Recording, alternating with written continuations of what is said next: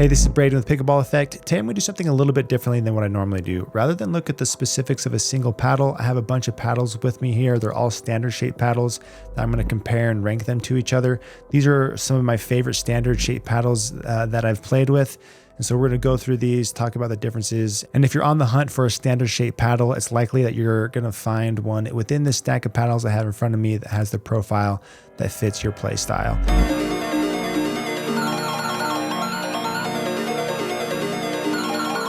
Before we dive into the paddles, let's just get on the same page of what a standard shape paddle is. So when you're on the hunt for a paddle, you're going to come across three primary shapes. You have elongated, then you have hybrid and standard shape paddles. Elongated paddles are longer and narrower, and then a standard shape paddle is going to be shorter and wider. I categorize anything that's 16 inches long by 8 inches wide as a standard shape paddle. So standard shape paddles give up a little bit of reach, but in exchange, you get extra maneuverability and extra forgiveness. It's a really good combination of easy maneuverability and a bigger sweet spot that a lot of people are attracted to and are starting to get more attracted to because these paddles are getting very popular. And you'll come across some paddles that people will categorize as wide bodies that are a little bit wider than 8 inches, but for the sake of this video, because wide body and standard shape paddles are so similar in their play characteristics, we're just going to call them all standard shape paddles, even though technically I have some standard and wide body shapes in front of me here. This will be a fun video though, because I don't think I could have made this video a year ago. Standard shape paddles were just underserved. Historically, standard shape paddles were just very control oriented. Brands didn't put a lot of effort into R&D and developing this category, but it wasn't until 2024 and even recently within like the last 2-3 months that we've started to see a complete offering of paddles in this category, and I have them here. So I have a stack of control, all court, and power, and we're just going to go through these and talk about how they are a little bit different and nuanced, and hopefully you can find one that fits what you're looking for. So we'll start by going through the control paddles and work our way to the power paddles. So the first one I have here is the Volare Mach 2 Forza. This one is the most control oriented of the bunch, extremely stable, very plush, very dense feel. If you need help controlling the ball, reducing pop-ups, and just reducing errors in general, this is going to be your best option. Plus it has very good spin, so you can find some angles and put pressure on your opponents in other ways than just power. And so that's going to be your most controller oriented. After that, I have the Neonic Flare.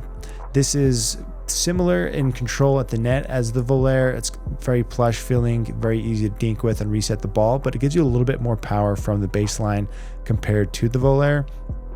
Neonic has several layers of carbon fiber, and then behind those layers of carbon fiber, it has a fiberglass layer. Fiberglass is known for giving you a little more power, so when you swing bigger, that fiberglass layer is activated and you're able to generate a little more ball speed with bigger swings like serves, returns, and things like that. So this has a little more power and same amount of control at the net as the Volare. And then we have the Fat Boy by Bread and Butter. This one is a little different. So it's like the opposite of the Neonic one, where it has medium power or lower power from the baseline and then more pop at the net. So this is going to be easier to hit thirds. You can swing a little more aggressively, a little more freely with this one versus the Neonic. Then as you get closer to the net, you're going to have a little more offense, a little more pop. You're going to be able to counter balls better, finish points better than you could with these other two. So it has this kind of low power, higher pop profile, but still within the control category. It also has a little bit shorter handle than these other ones. Most of these are 5.5 inches long, and this one's 5.3. Another thing I like about the Fat Boy is that it just plows through the ball a little bit better than these other ones. All these paddles naturally have lower swing weights, and when you have a lower swing weight like these that are around 110, 112, the ball can kind of push the paddle around. But for some reason, the shape of the Fat Boy, it's like a custom shape that Bread and Butter made, just carries through the ball a little bit better while still having that high maneuverability of a paddle that comes with the 110, 112 swing weight. Next paddle I have to finish the control category is the Monarch Jelly Bean by 11624. This one just gives you a little more power and pop versus the Volare, and doesn't have that like mix of higher power, lower pop or something. It just gives you a little more offense all over the court compared to these other control paddles, but not enough power and pop to put it out of the control category. So I guess you could call this like an aggressive control paddle. And so this is the Monarch Jelly Bean. Another benefit to this one is that it's very inexpensive. With the code, you can get that for 90 bucks. So moving into the all court category, I have the Neonic Flare Prime X. This one is a 14 millimeter. It plays more forgiving than you'd expect for a 14 millimeter, partly because of it just being a standard shape paddle, but also the way they designed it with some targeted weight.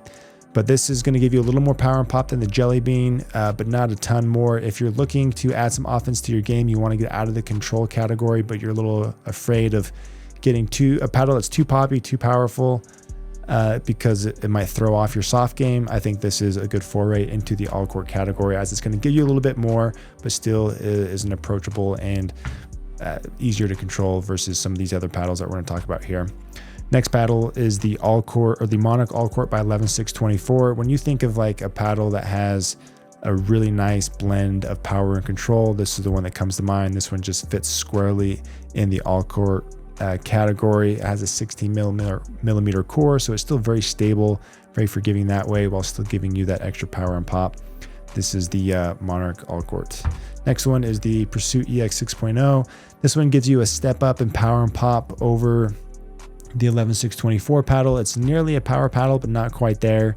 It's not thermoformed like these others. Thermoformed paddles typically have a little stiffer feel to them. This doesn't have that kind of patented stiffer feel that thermoform paddles are known for, and it has a very plush impact feel to it, very similar to these pure control paddles like the Volair. So you get this combination of a really plush, soft, pleasant feel, but still have that power and pop that makes it nearly a power paddle. So this is the Pursuit EX 6.0 Pro. Going into the power category, the first one I have here is the Paddletek Bantam ESQ-C 12.7. So this is a thinner core. It's not quite as forgiving as some of these other ones, but it has some other attributes that make it very unique, and also a very good paddle. So it has a very high pop and then a medium power profile. So like when you're at the net, this thing is very jumpy. Counters are very strong. It doesn't take much to put a lot on the ball, and it's easier to finish points with this. And then another unique piece or element to this paddle is that it's very, very lightweight. So this standard shape paddles in general are lightweight, right? But even compared to standard shape paddles, this one's even lighter. So it has an average swing weight right around 105, whereas all these other paddles are around 110, 112 swing weight. So you have this like extreme maneuverability combined with high pop that makes this thing just a deadly weapon at the net.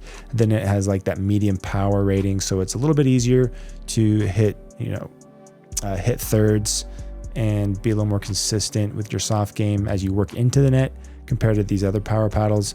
But it has a kind of that unique combination of extreme maneuverability, high pop, and then lower power from the baseline, so you can swing a little more freely. Next one is the JOOLA Scorpeus Colin John 16mm 3S. Keep in mind that this is not USAP approved, it's only UPAA approved, which means if you want to play this thing in a tournament, it has to be a UPAA sanctioned tournament, which for the time being is only PPA events, but you can use it in rec play and whatnot. This paddle has high power and high pop. It's not quite as poppy as the Paddletek, but it's close, but it has more power and plow through than the Paddletek does. And then it is 16 millimeters thick, so it's a little bit more forgiving. It's very stable. And so you get this combination of high power, high pop, plus forgiveness. That's the JOOLA 3S for you, or the Scorpeus 3S. Last one we have here is the Ripple. This paddle isn't available yet. The release date keeps changing as of right now. I think they're targeting early December.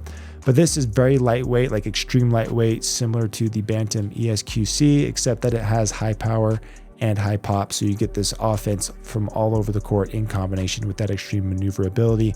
Like the 12.7 from Paddletek, it's not as stable and forgiving as the JOOLA, and so you give up some forgiveness, but you do have that easy access to power and pop with that extreme maneuverability. So there you go. Like between all these paddles, it covers the entire spectrum there of all the paddle types you would need within the standard shape category. If you are interested in picking any of these up, I'll put links to them in the description, and if I have a code for them, I'll put them there too. If you buy the paddles or purchase the paddles through those links or use one of my discount codes, it goes to support my channel. So there you go. Thanks for watching, and I hope it helped.